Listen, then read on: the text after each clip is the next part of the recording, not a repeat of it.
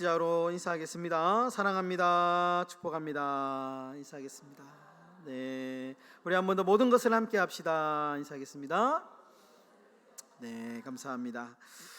오늘 본문의 말씀으로 술잔치와 수수께끼에 빠진 삼손이라는 제목으로 사사기 강의 29번째 시간을 함께 갖도록 하겠습니다. 네, 여러분 지금 스마트폰을 최초로 개발한 사람이 있습니다. 다 아시죠? 스티브 잡스라는 사람입니다. 그 10명 중에 9명은 다 스마트폰을 다 가지고 있습니다. 이제 웬만한 사람이면 스마트폰을 안 쓰는 분이 없으시죠. 근데 이분의 삶을 보면 처음부터 이렇게 이 사람이 대단한 사람은 아니었던 것 같습니다. 이분이 아버지와 부모로부터 버림을 받은 사람입니다. 그러니까 친부모가 누군지 모르죠. 그러니까 입양이 되어가지고 양부모 밑에서 아주 좀 학대를 받으면서 이제 그렇게 자랐다고 합니다. 그리고 젊은 나이에 이제 이분이 세상을 떠나는데 췌장암에 걸려서 세상을 떠나가게 됩니다. 그런데 오래 살지 못했고 참 이렇게 불우한 삶을 보냈지만 그러나 결정적으로 아주 세상적인 성공은 이루었던 것은 확실하죠. 혁명이다 할 정도로 정말 지금의 어떤 그 휴대폰 시장의 혁명을 가지고 온 사람이 바로 이 스티브 잡스다, 이렇게 이야기를 할 수 있습니다. 이 사람이 돈을 굉장히 많이 벌었다고 합니다. 이 사람이 죽으면서 남긴 유산이 얼마냐 하면 대략 약 8조. 감이 잘 안 오시죠? 8조가 얼마 정도 되는지, 그죠? 저도 잘 모르겠습니다만은 유산이 약 8조 정도 되는 엄청난 유산을 남기고 세상을 떠났다고 합니다. 그런데 여러분 뉴욕 타임즈에 이런 재미있는 기사가 실렸다고 합니다. 스티브 잡스가 엄청나게 많은 재산을 남기고 갔지만 그러나 그가 자선기금을 내놓았다는 기록은 어디에도 찾을 수 없다. 그러니까 아무 엄청난 재산을 이제 모으고 돈을 벌었지만 이 사람이 어디에도 이렇게 재산을 기부하거나 사회나 개인이나 단체나 아니면 개인적으로 기부했다라는 내용을 찾아볼 수 없었다. 이렇게 조금 냉소적으로 기사를 썼던 것이죠. 실제로 그랬던 것 같습니다. 그런데 이 스티브 잡스에 반해서 빌 게이츠라는 사람이 있습니다. 우리가 오늘 쓰고 있는 컴퓨터에 이 안에서 이제 프로그램을 개발하는 그런 업체인데요. 이 빌 게이츠라는 사람은 스티브 잡스하고 굉장히 비교가 많이 됩니다. 이 사람이 지금까지 했던 기부하고 앞으로 내가 이렇게 기부하겠습니다 라고 한 약속한 기부 금액을 따지면 약 32조 정도 된다고 합니다. 그러니까 약 32조를 기부하면서 지금까지 전 세계적으로 세계 기부 1위의 자리를 놓치지 않고 있다고 합니다. 이 사람도 좀 사업적으로 성공을 했고 정말 대단한 사람인데 스티브 잡스하고 빌 게이츠와의 차이는 사회적으로 얼마나 많은 기부를 했느냐, 공헌을 했느냐, 여기에서 사람들의 평가가 많이 갈리고 있다라는 것입니다. 물론 스티브 잡스도 보면 살아생전에 TV 이런 인터뷰 같은 데 보면요, 그냥 청바지 하나 입고 검은색 티를 자주 입었다고 합니다. 그런 것들을 보면 굉장히 검소하게 살았다, 이런 평가를 받고 있습니다. 돈 욕심 별로 없고 아주 검소하게 살면서 그렇게 살았지만, 그런데 중요한 것은 사회와 이웃에 대한 관심은 별로 없었다. 오로지 사업을 확대하는 것, 뭔가 새로운 기술을 개발하는 것, 이런 것에 자신의 에너지와 힘을 쏟았던 사람이다, 이렇게 이야기를 한다는 것입니다. 여러분, 두 사람 모두 대단한 인생을 살았고 정말 대단한 업적을 남긴, 그리고 그렇게 살아가고 있다라는 평가는 누구도 부정할 수 없습니다. 그런데 만약에 이제 목사의 입장에서 두 사람 중에 어떤 사람의 인생이 더 의미가 있느냐, 의미를 따질 때는 단연코 스티브 잡스보다는 빌 게이츠의 손을 좀 들어주겠죠. 누가 더 의미 있는 삶을 살았느냐. 아마 이렇게 질문한다면 스티브 잡스보다는 빌 게이츠일 것입니다. 여러분, 성경에도 잠언 30장에 보시면요, 이 아굴이라고 하는 사람이 나오는데, 아굴이라고 하는 사람이 잠언 30장에 이제 했던 기도의 내용이 나오는데요, 아주 재미있는 내용이 나옵니다. 한번 띄워주시겠어요?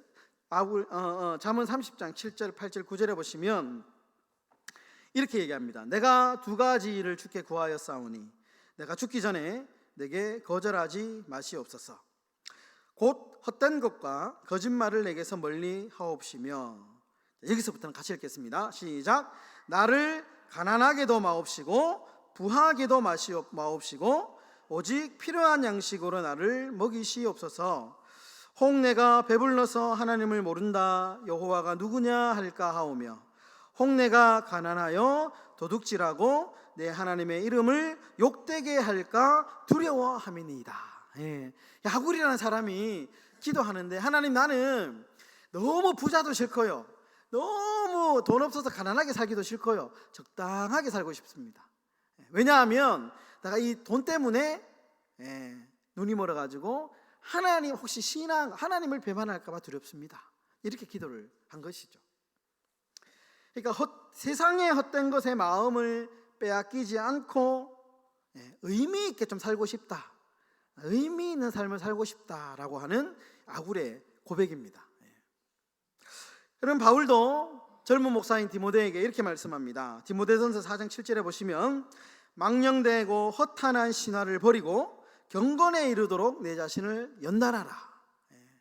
망령되고 허탄하다. 이 말이 무슨 말이냐 하면 아무런 의미 없는 것, 아무런 의미 없는 것에 시간과 마음을 빼앗기지 말고 가치 있는 것에 에너지를 쏟아라. 우리가 살다 보면 그렇지 않습니까? 별로 중요하지도 않는데, 아무런 의미가 없는데 거기에 막 이렇게 돈을 쓰기도 하고 막 시간을 투자하기도 하고 그렇게 살 때가 있다라는 것입니다. 여러분, 우리가 오늘 이제 삼손의 이야기를 이제 마지막으로 계속해서 살펴보고 있는데요, 이제 두 번째 시간인데, 이 삼손이 참 사사기에서 보면 여러 이제 사사들이 등장하는데 대사사 중에는 마지막 6번째 사사라고 제가 말씀을 드렸습니다. 그런데 이 삼손은 사사기에서 굉장히 특이한 사사입니다. 앞에서도 사사들 굉장히 특이한 사람들 우리가 많이 봤지만 유독 삼손이 유명하기도 유명하고 뭐 영화로도 만들어지기도 했죠.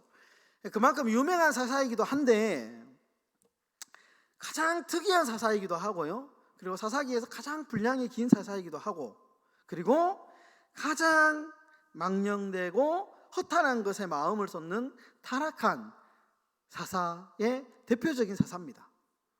물론 이제 마지막에 그가 회개하는 장면이 나오기는 나오죠. 정말 의미 없는 것에 이 삼손이 이 참 그 자신의 인생을 거는 모습들을 너무 많이 볼 수 있거든요. 우리가 이제 일어났던 이제 좀 그런 분위기에서 오늘 이 삼손의 이야기를 좀 봐야 됩니다. 삼손을 보면 막 제멋대로 하고요, 남의 말을 안 듣습니다. 아버지 말도 안 듣고 부모 말도 안 듣고 자기 마음대로, 그러다 보니까 막 실수를 하게 되고 술을 좋아하고 또 나시린으로 자랐지 않습니까? 나시린은 시체 만지면 안 되는데 죽은 시체를 막 만지어가지고 거기에 있는 꿀을 먹고, 그리고 부모에게도 막 주고, 이방 여자인 블레셋 여자를 사랑하고 그 여자와 결혼하고 싶다고 막 부모를 조르고, 막 이렇게 사는, 한마디로 나시린인데 전혀 나시린의 모습을 볼 수 없는 사람. 그러니까 얼마나 이 사람이 의미 없는 것을 쫓아가는데 에너지와 물질과 시간을 쓰는데 얼마나 참 이 허탄한 삶을 살아가고 있는지 모른다라는 것이죠. 이런 모습에서 우리가 오늘 삼손의 모습을 좀 이제 볼 필요가 있는데요. 먼저 이제 지난주에 삼손이 블레셋 여자와 결혼하고 싶어가지고 부모를 막 졸랐습니다. 안 된다 했지만 결국에는 부모가 두 손을 들게 되죠. 결혼 승낙을 받습니다. 그래서 삼손이 이제 블레셋 여자와 결혼식을 하는데요, 7일 동안 결혼식을 이제 하게 됩니다. 그런데 재미있는 장면이 이제 연출되게 되는데, 이 결혼식에 이방인 블레셋 사람 30명을 이 결혼식에 초청을 하게 됩니다. 그러니까 이제 결혼식 하면 되잖아요. 뭐 하면 되는데, 근데 이제 삼손이 갑자기 뜬금없이 수수께끼를 제안을 하는데, 내가 수수께끼 하나 낼 건데 이 수수께끼 맞추면 진 쪽이 이긴 쪽에게 이 겉옷 30벌 그리고 속옷 30벌을 이렇게 내자, 이렇게 이제 제안을 합니다. 그러면서 이제 이렇게 수수께끼를 하나 내는데요, 좀 이상한 수수께끼입니다. 14장 14절에 보시면 그 수수께끼 내용이 나오는데, 먹는 자에게서 먹는 것이 나오고 강한 자에게서 단 것이 나왔다. 이게 무엇을 의미하느냐? 이 사람이 누구냐? 이런 일을 겪은 사람이 누구냐? 이런 수수께끼를, 좀 밑도 끝도 없는 수수께끼를 탁 냅니다. 여러분, 이 수수께끼는 사실은 삼손이 자신이 겪은 이야기죠. 이 수수께끼는 우리가 이제 지난번에 살펴본 대로 딥나의 한 포도원에서 삼손이 사자를 만나게 되고 사자를 쳐 죽이죠. 그리고 거기서 이제 그 시체에서 꿀을 따먹은 이야기, 그 삼손 자신만이 겪은 이야기입니다. 아무도 모르죠. 이 이야기를 이제 수수께끼로 탁 낸 것이죠. 뜬금없이 낸 겁니다. 오늘날로 말하면 그냥 도박을 한 것이죠. 도박의 이유는 심심해서, 흥미를 유발하기 위해서. 아무 의미 없는 겁니다, 사실은. 뭐 성경에 이 수수께끼 내용이 뭐냐, 뭐 이게 뭐 이런 의미나 가치를 부여하지 않아도 될 정도로 굉장히 의미 없는, 그러니까 귀한 결혼식장에서 뭐 다른 정말 의미 있는 어떤 결혼식의 순서가 얼마나 많이 있습니까? 근데 삼손이 얼마나 허탄하고 망령된 것에 이 관심이 있는지 갑자기 뜬금없이 수수께끼를 내가지고 사람들하고 이렇게 놀이를 하는 겁니다. 근데 여러분, 이 정말 애꿎은, 정말 이 사사로운 수수께끼 때문에 엄청난 비극이 벌어지게 되는데요, 19절에 보시면 결국에는 애꿎은 사람 이 30명이 이 수수께끼 때문에 목숨을 잃게 됩니다. 사람이 죽는 일이 벌어지게 됩니다. 아무런 의미 없는 이런 일을 때문에 사람이 죽게 되는. 여러분, 삼손의 행동이 이해가 되십니까? 오늘 도저히 이해가 안 되죠. 왜 갑자기 삼손이 뜬금없이, 삼손이 이런 사람이다라는 겁니다. 여러분, 오늘 이야기에서 아주 중요한 단어가 2개 나오는데요, 아주 오늘 그 설교에 이 어떤 그 이야기를 풀 열쇠와 같은 단어인데, 10절에 나오는 잔치라는 단어하고요, 그리고 수수께끼라는 단어입니다. 잔치라는 단어, 수수께끼라는 단어, 오늘 이 이야기의 핵심을 담고 있는 단어입니다. 먼저 10절을 보시면 이렇게 이야기합니다. 한번 다 같이 14장 10절 다 같이 읽겠습니다. 삼손의 아버지가 여자에게로 내려가매 삼손이 거기서 잔치를 베풀었으니 청년들은 이렇게 행하는 풍속이 있음이더라. 여기서 여러분, 이 잔치라고 하는 단어가 참 재미있는 단어인데요, 이 잔치는, 이 단어는 술 취하다라는 단어하고 똑같은 단어입니다.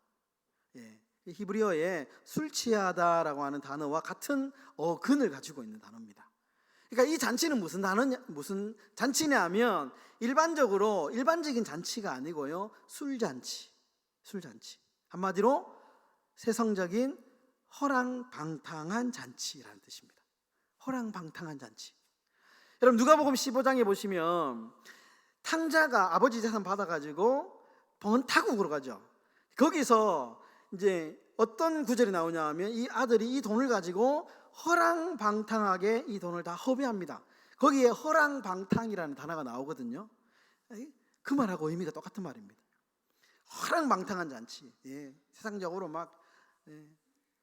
이게 관광차들 보면 봄이나 가을에 보면 고속도로 같은 데 보면 막 음악 틀고 쿵짝쿵짝 하면서 이렇게 막 춤추는 거 보지 않습니까?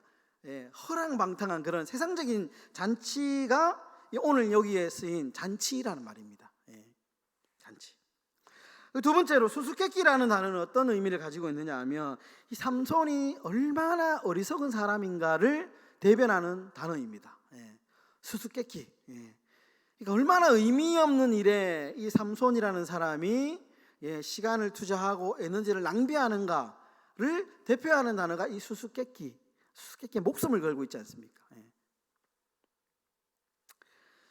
그러니까 술잔치를 벌이고 허탄한 도박에 빠져가지고 사사의 직분을 망가가고 있는 삼손의 모습을 너무나도 잘 보여주고 있는 단어입니다. 여러분, 오늘 이야기가요 우리에게 주는 교훈이 있습니다. 이 영적인 교훈이 뭐냐? 망령되고 허탄한 것에 눈과 마음을 빼앗기지 말라라는 겁니다. 하나님, 우리는 하나님의 백성으로 부르셨는데, 하나님께서 삼손을 나시린으로 부르셨는데 나시린의 직분을 망각한 채, 성도의 직분을 망각한 채 망령되고 허탄한 것, 아무런 의미 없는 것에 눈과 마음을 빼앗겨 살아가지 말라라는 겁니다. 여러분, 시편 119편 37절에 시편 기자는 이렇게 말합니다. 우리가 다 같이 한번 읽어보겠습니다. 자, 크게 한번 읽겠습니다. 시작. 내 눈을 돌이켜 허탄한 것을 보지 말게 하시고 주의 길에서 나를 살아나게 하소서. 허탄한 것을 보지 말게 하시고, 여러분, 의미 없는 것에 여러분 우리 시간 낭비, 돈 낭비, 힘 낭비 하지 않기를 소망합니다. 여러분, 세상의 즐거움에 마음을 뺏기지 않고 우리가 오로지 주의 길을 걸어가시는 그런 축복의 삶을 살아가시는 저와 여러분들의 삶이 다 되시기를 주의 이름으로 축원합니다. 여러분, 그리스 신화 중에 마이더스라는 왕의 이야기가 있습니다. 마이더스 들어보셨을 건데요, 이 왕은 황금을 매우 좋아했다고 합니다. 황금. 근데 왕에게 어느 날 신이 찾아옵니다. 그래서 네 소원을 내가 한 가지 들어주겠다, 소원을 한번 말해봐라 이야기를 합니다. 그러자 이 마이더스가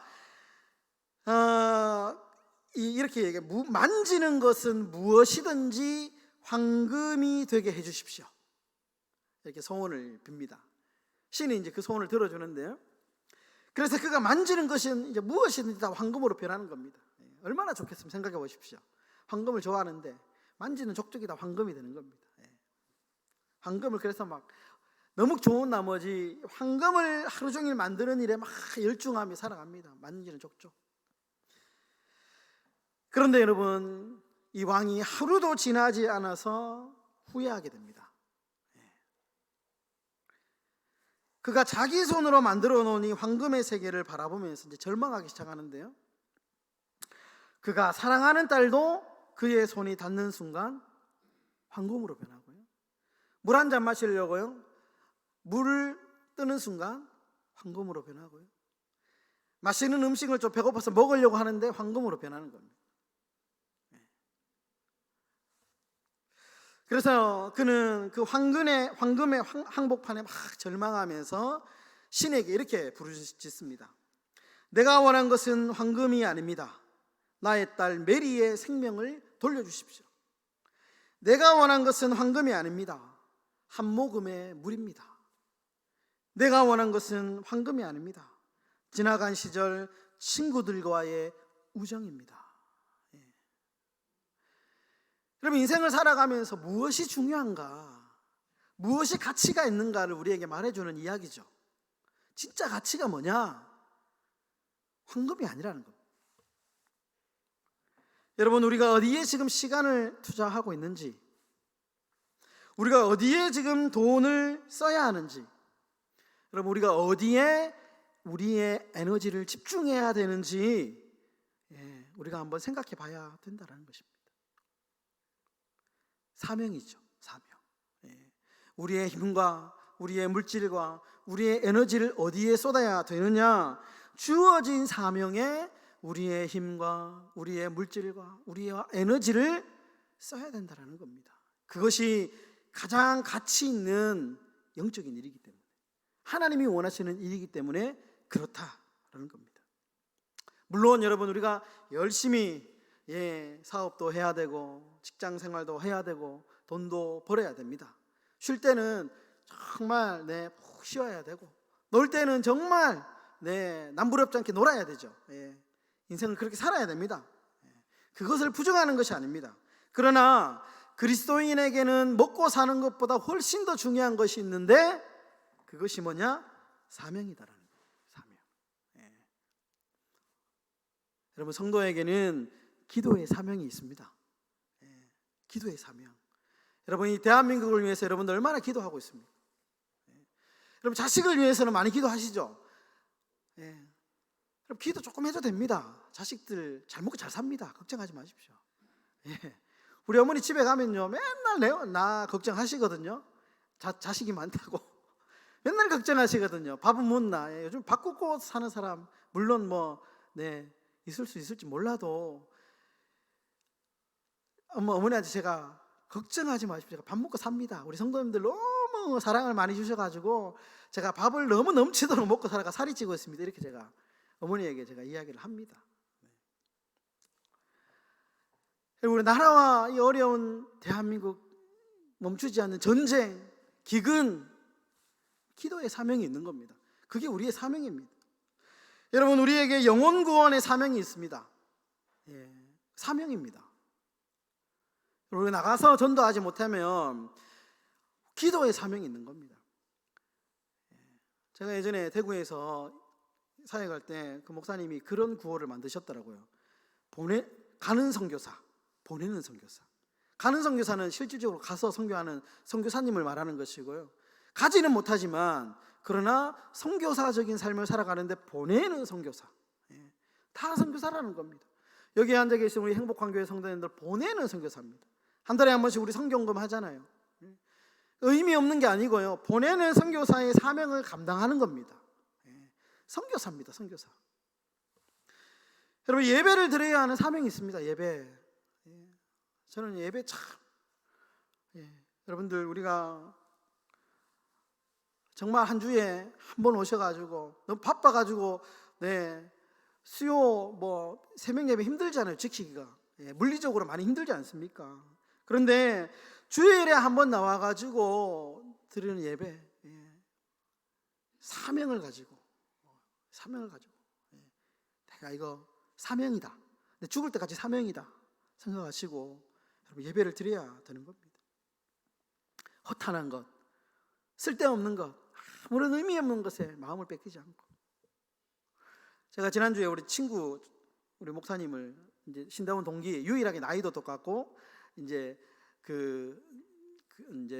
아주 친했던 이제 동기인데요, 학부 동기입니다. 학부 동기인데 부산에 이제 담임으로 와가지고요, 제가 이제 부산에 다대포 처음 가봤습니다. 거기 오라 해가지고 이제 회 한 사람 사주더라고요. 먹으면서 이야기를 하는데 막 이런저런 얘기하는데 재미있는 얘기를 하더라고요. 이제 갔는데 그 교회에서 한 달 동안 성도들이 막 이제 의견 대립을 하면서 툭툭툭 하면서 싸우는데, 뭐 때문에 싸우느냐? 점심 때 반찬 뭘로 할까? 이걸로 이제 막 한 달 동안 싸우더랍니다. 자기가 보니까 너무 어이가 없어가지고, 자기가 볼 때는 아무런 의미가, 물론 성도님들 입장에서는 중요하죠.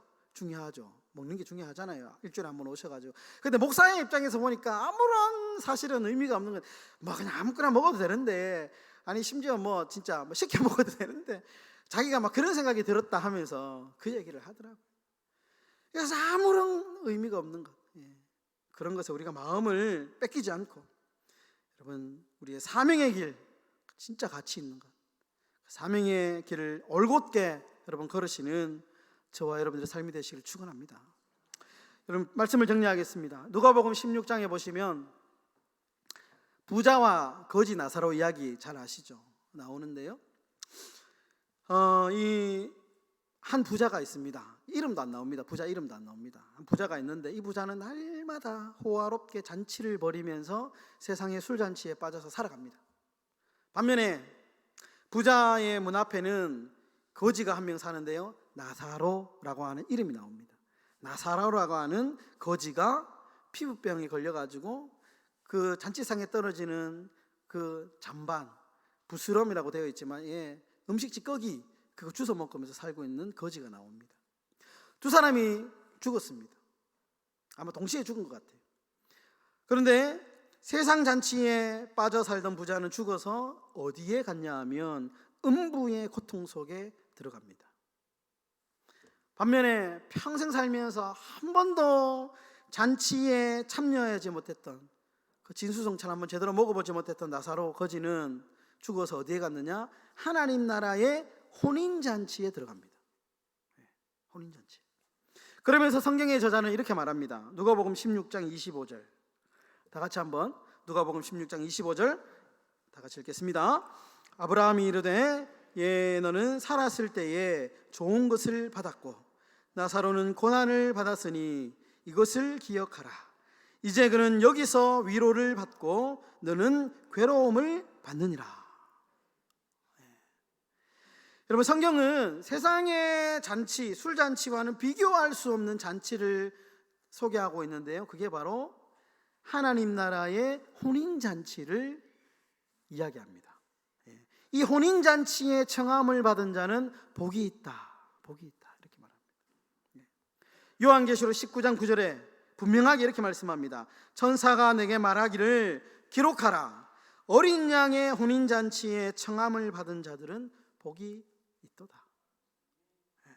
여러분, 부자처럼 이 땅의 잔치, 이 땅의 허랑방탕한 술잔치를 즐기시겠습니까? 아니면 하나님 나라의 혼인잔치를 준비하시겠습니까? 그럼 바라기는 세상에 망령되고 허탄한 것을 쫓는 참 어리석은 인생이 아니고요, 하나님 나라의 가치, 하나님 나라의 혼인잔치에 우리의 시간과 우리의 물질과 우리의 에너지를 쏟으시는 그런 지혜로운 인생이 다 되시기를 주님의 이름으로 축원합니다.